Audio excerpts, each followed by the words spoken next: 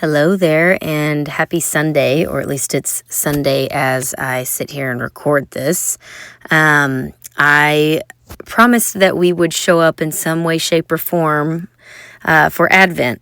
And so we're not doing a topic or anything. We're taking a break from our normal discussion topics, but we wanted to come on each week and talk a little about our thoughts for this week on Advent. So I wanted to start off because, as many of y'all know, I did not grow up celebrating Advent in the way that we really do now, only because I don't really think that's necessarily a Baptist tradition.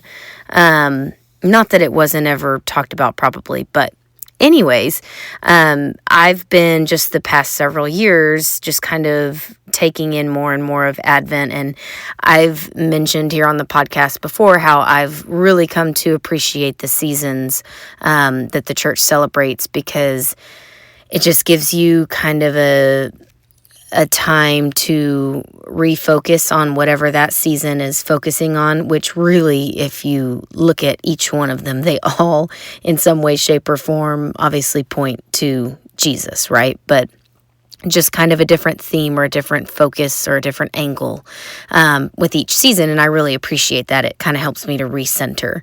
And so I wanted to start off by just kind of defining Advent, and also talking about like what the candles represent, because that's kind of a part of at least the visual effect of the Advent season in the church. So Advent is basically preparing ourselves for the coming of Christ. That's the long and short of it. And it's the 4 weeks leading up to Christmas. So then the Christmas season starts. So what's really interesting about the Catholic liturgy is that Christmas season starts on Christmas and then goes for much longer after. So we always say that we get to celebrate Christmas for a lot longer. But we're in the Advent season right now, and so there's 4 Sundays that we celebrate Advent. And if you've ever seen like an Advent wreath that has the purple candles and then one pink candle, and then some have the white candle in the middle, those represent each week, which has a theme for that week. And so, for example, this week's theme is hope. And the first candle is usually called the prophet's candle, reminding us that Jesus is coming. And then the second one is the Bethlehem candle, reminding us of Mary and Joseph's journey to Bethlehem. The third is the shepherd's candle, reminding us of the joy the world experienced at the coming birth of Jesus. And then the fourth Sunday symbolizes peace with the angel's candle, which centers on the message of the angels: peace on earth, goodwill toward men.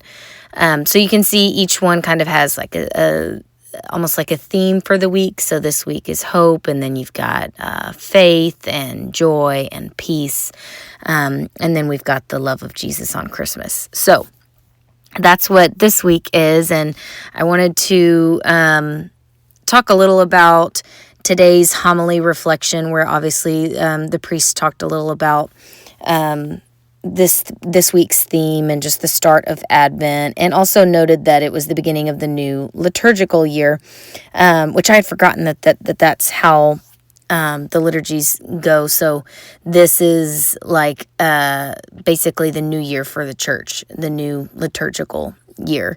And so he talked a little about how you have like the end of the year and the beginning. You're always looking at what's coming and what you're what your future plans are, and that's how we should be at this time of the year in our spiritual life.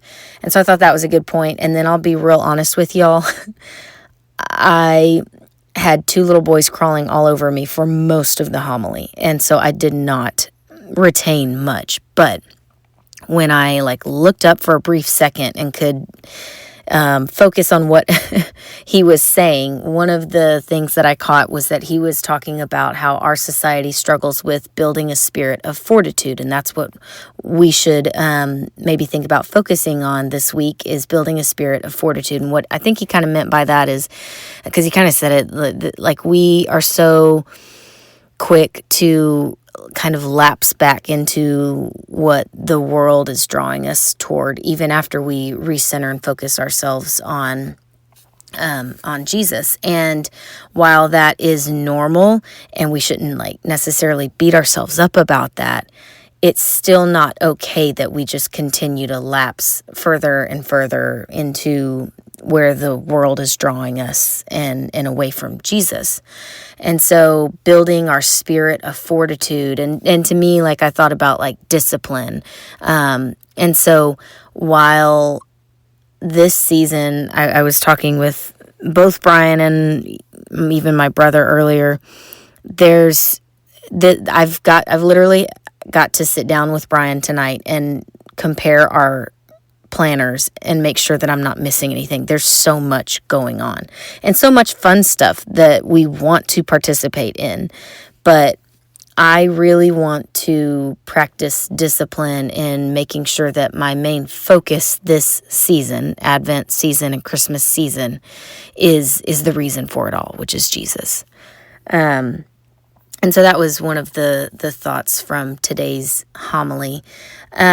I encourage you to participate in Advent in whatever way, shape, or form that may look for you. It's just the anticipation of Jesus' coming and trying to focus as much as we can on preparing our hearts for that. Personally, I'm reading Emily Stimson Chapman's, she calls it like the easiest Advent retreat ever. And I subscribe to her Substack, so I, get that, regularly anyways, but she'll have some notes out on her Instagram. Y'all have heard me share. I really like and enjoy her because while she is older than me, she's in a similar season as me because they have 3 young children that they adopted, very close in age, and so just very, very much in the same season, but she's always practical and so wise. And her advice this week, when I read through her reflection, was to just ease into the Advent season. She said, the first week we really just ease into it because they're coming back from traveling and visiting her family in Illinois. It's a long trip, and so that's kind of one of the things that I took from her piece, was to give yourself permission to start small this Advent season and whatever you're trying to incorporate or however you're trying to turn your focus, and really just give yourself permission to start small and build upon that. And so this week, or tonight, I started off by just talking with the boys tonight about the meaning of Advent, and just introduced the theme of the week. I just, literally told them the theme of this week is hope, and then asked them to repeat it back to me. And that's as deep as we got.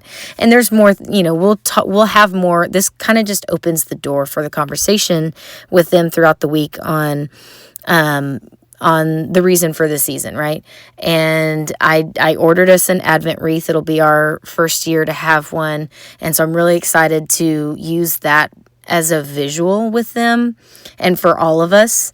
And I'm hoping to maybe kind of incorporate like lighting the candle for that week while we're eating dinner or something, and just letting that spark some conversation. I read where Emily said one of the things they do is they'll sing the first couple verses of O Come, Emmanuel, as they sit down for dinner. I really like that. We'll see if I can fit that in as well. One of the things musically that we do, we started a tradition this last year, or I guess maybe a couple of years ago, we started working towards this, but we do a Christmas concert for the nursing home. And it's very informal. I guess last year was our first year to do it. We've just been kind of like working up to it, and throwing the idea around before then. So very informal, but we go to the nursing home on a Sunday and let the boys do a Christmas concert. And obviously Brian and I participate some as well, but it's mainly about, the real joy comes from like the older people seeing the little boys sing Christmas songs.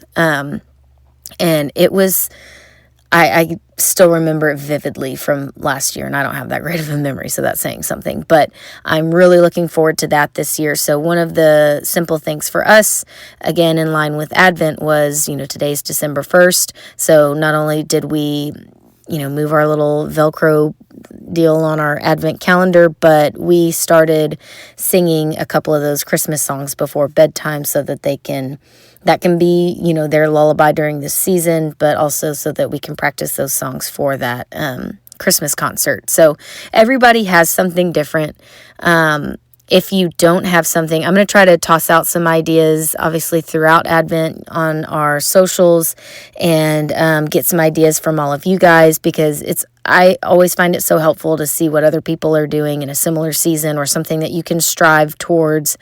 But I'm really looking forward to it. One of the other newsletters that I got that had a little note on Advent was talking about how we are called to a constant state of prayer, and that isn't meant to just be, it's not, that we should always be in some kind of religious exercise of praying, but that we should kind of live in that state of everything that we do glorifying God. And that's different.